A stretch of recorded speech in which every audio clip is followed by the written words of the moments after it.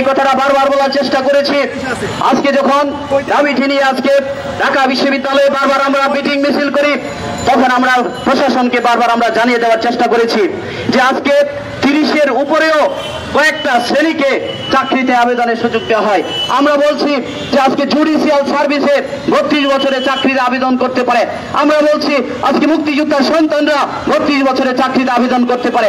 আমরা বলছি যে আজকে এনটিআরসি মুক্ত শিক্ষকরা 35 বছরে চাকরিতে আবেদন করতে পারে। আমরা বলছি মেডিকেলের শিক্ষার্থীরা 32 বছর পর্যন্ত সরকারি চাকরিতে আবেদন করতে পারে। তাহলে আমার প্রশ্ন হলো, ওই শিক্ষার্থীরা যদি 30-এর উপরে সুযোগ দেওয়া হয়, তারা যদি পাশ করে চাকরিতে ঢুকতে পারে, তাহলে সাধারণ শিক্ষার্থীরাও 30-এর উপরে পাশ করে চাকরিতে ঢুকতে পারবে। বন্ধুরা, প্রিয় বন্ধুরা, আরেকটা কথা আমরা বলি, যখনই আমাদের দাবিটি নিয়ে রাজপথে আসা হয় তখন বলা হয় একটা কথা, যে তো কখন 30-এর উপরে গেলে নাকি আমাদের পোলাপান কখন বিয়ে শাদী করবে, কখন চাকরিতে ঢুকবে, কখন পাশের হার কমে যায় ইত্যাদিটা জানান কথা বলা হয়। আমরা নীতি নির্ধারক দিকে বলতে চাই, আজকে ভারতে যখন 35-এর কিংবা উঠতে চাকরিতে সুযোগ দেওয়া হয়, শ্রীলঙ্কায় যেখানে 45 বছরে সরকারি চাকরিতে সুযোগ দেওয়া হয়, ওইসব দেশে কি 45 বছর পর্যন্ত শিক্ষার্থীরা বিয়ের জন্য বসে থাকে? বিয়ের জন্য বসে থাকে না। এইসব খোঁড়া অজুহাত দিয়ে শিক্ষার্থীদেরকে দূরে সরিয়ে দেওয়া আমি রাষ্ট্রের প্রহসনমূলক আচরণ বলে আমরা মনে করি।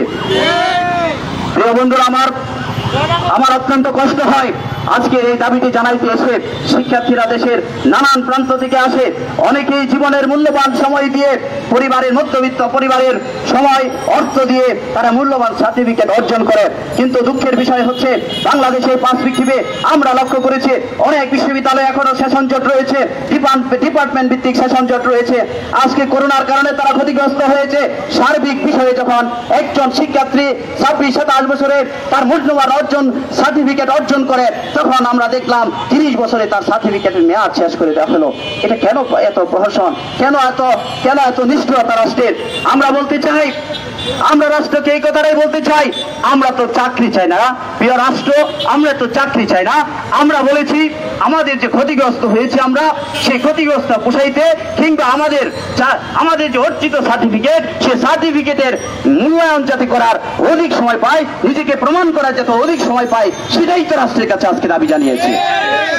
প্রিয় বন্ধুরা, আমার মেঘে মেঘে অনেক বেলা হয়েছে, বারবার শিক্ষার্থীদেরকে আশ্বাস দেওয়া হয়েছে, মিথ্যা আশ্বাস দেওয়া হয়েছে। শিক্ষার্থীদের জনপ্রশাসন মন্ত্রী বলেছে মাননীয় প্রধানমন্ত্রীর সাথে বসে একটা সিদ্ধান্ত নেবেন, আলোচনা করবেন। আমরা জনপ্রশাসন মন্ত্রী জনাব ফরহাদ হোসেন সাহেবের কাছে প্রশ্ন রাখতে চাই, কবে তিনি বসবেন? সুনির্দিষ্ট তারিখ বলুন।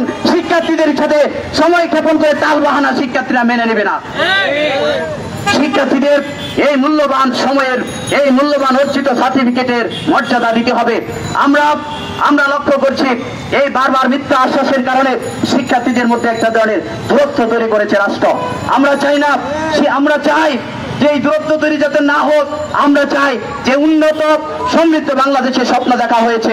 আমরা দেখতে পাচ্ছি 2024 সালে বাংলাদেশ আওয়ামী লীগের নির্বাচনী ইশতেহারে বলা হয়েছিল যে 2041 সালে উন্নত স্মার্ট বাংলাদেশ গড়তে কর্মসংস্থানকে গুরুত্ব দেওয়া হয়েছে। আমরা লক্ষ্য করেছি 2024 সালে ইশতেহারে বলা হয়েছে ইনক্লুসিভ ডেভেলপমেন্ট করা হবে। আমরা লক্ষ্য করছি 2024 সালে আওয়ামী লীগ ইশতেহারে বলা হয়েছে যে টেকসই উন্নয়নকে গুরুত্ব দেওয়া হবে। আমরা তো সেই কথাই বলার চেষ্টা করছি।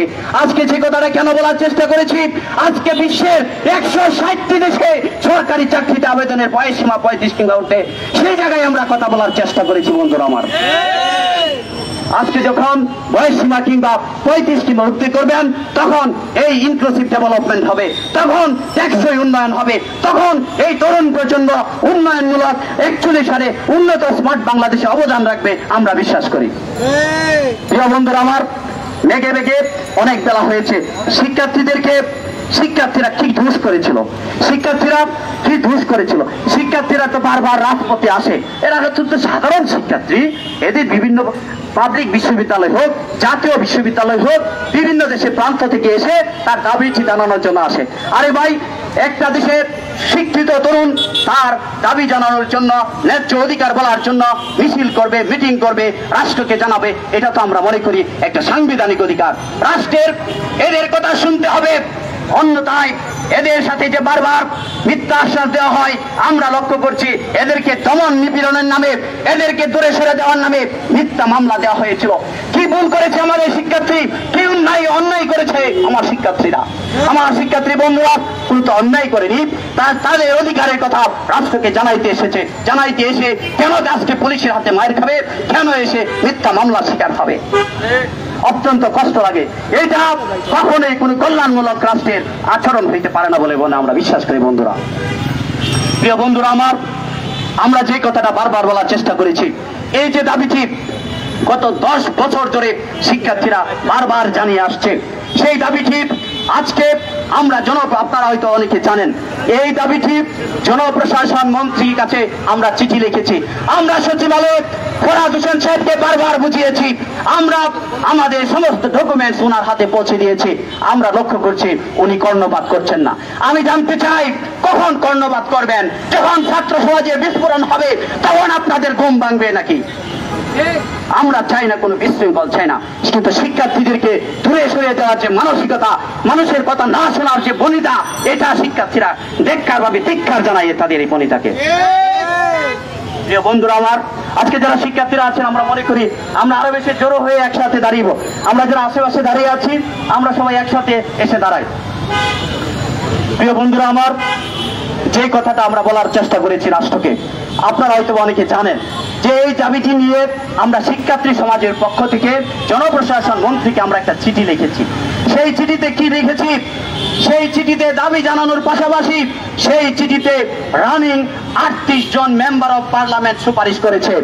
সেই চিঠিতে 5টি ছাত্র সংগঠন সুপারিশ করেছে, সেই চিঠিতে বাংলাদেশ ছাত্রলীগেরও সুপারিশ হয়েছে, সেই চিঠিতে দেশের শিক্ষক সমাজের প্রতিনিধি ঢাকা বিশ্ববিদ্যালয়ের শিক্ষক সমিতির সভাপতি সুপারিশ হয়েছে, সেই চিঠিতে রয়েছে মুক্তিযোদ্ধা সন্তানদের সংসদ সন্তান কমান্ডের সুপারিশ রয়েছে, সেই চিঠিতে স্বাধীনতা চিকিৎসা পরিষদের সুপারিশ রয়েছে। এত সুপারিশের কারণেও, এত জনপ্রিয়তার কারণেও যদি শিক্ষার্থীদেরকে আজকে দূরে সরে দেওয়ার মানসিকতা দেখি, তাহলে আমাদের আসে বলার কিছু ভাই।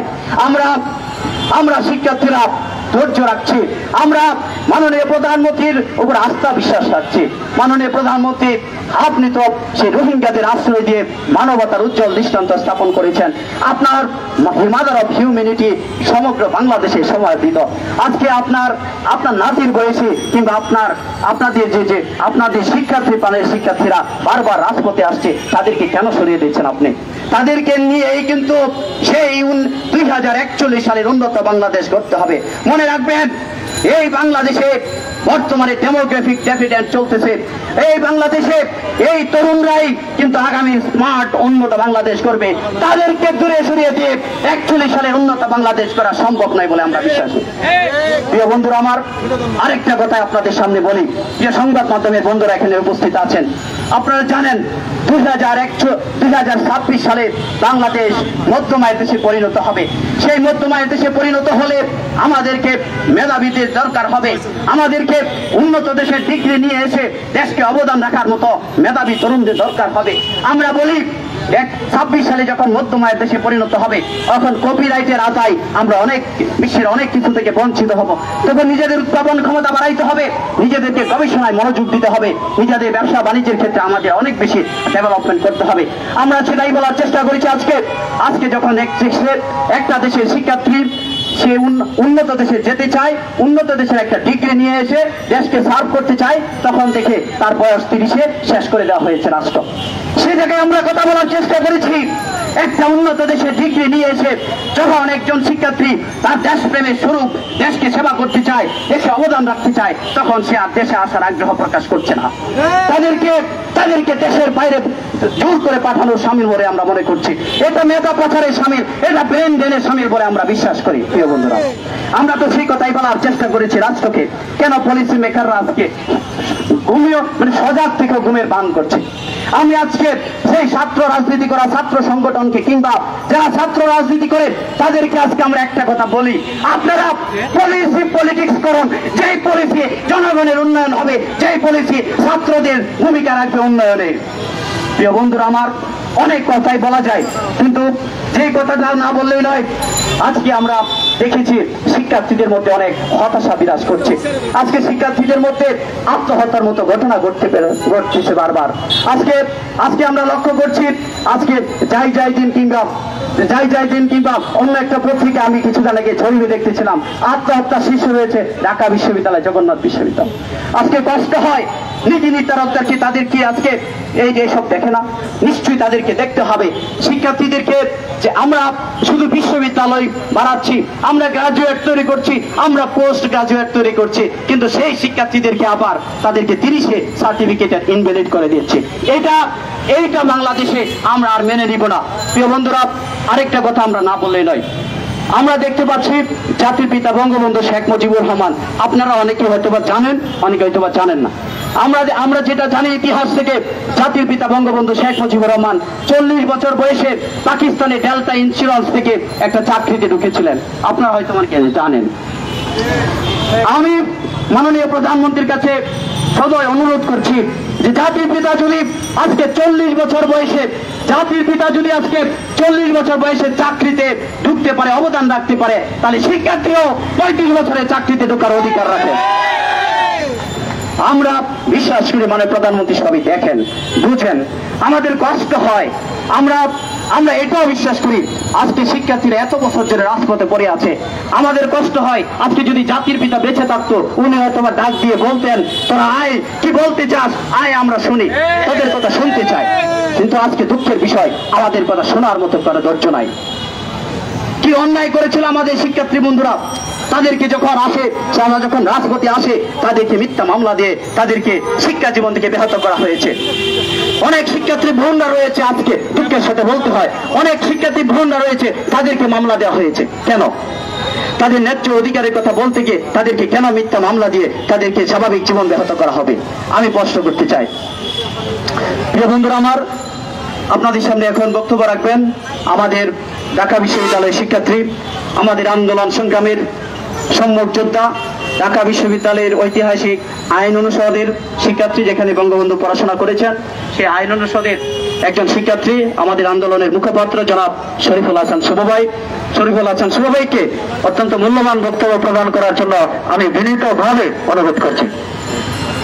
ধন্যবাদ খোকনকে। খোকন অত্যন্ত সুন্দর প্রাণচঞ্চল বক্তব্য দিয়েছে। তার বক্তব্যে ফুটে ওঠে তার তারুণ্য, তার যৌবন এবং তার আগামী দিনের দীপ্ত বাসনাগুলো।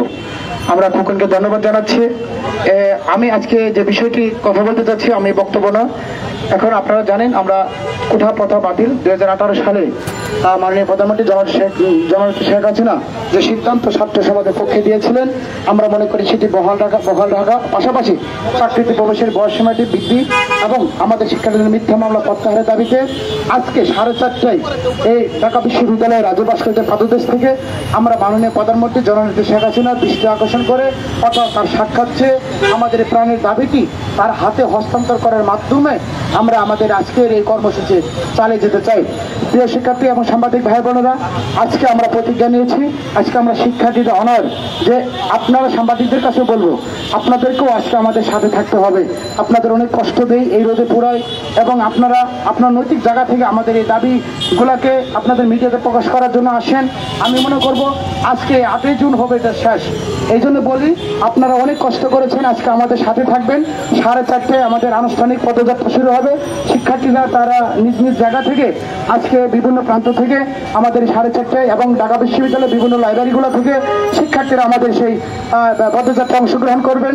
শিক্ষার্থীরা মনে করেন এই কোঠা প্রথা যে বাতিল করা হয়েছে 2018 সালে, সেই পরিপত্রটিকে বহাল রাখতে হবে। পাশাপাশি আমাদের যে প্রাণের দাবিটি রয়েছে, সেই দাবিটি একটা সমাধান, সুষ্ঠু সমাধান এবং শিক্ষার্থীদের নামে যে মিথ্যা মামলা দিয়েছে এটা প্রত্যাহারের ভিত্তিতে আজকে আমরা অবস্থান নিয়েছি।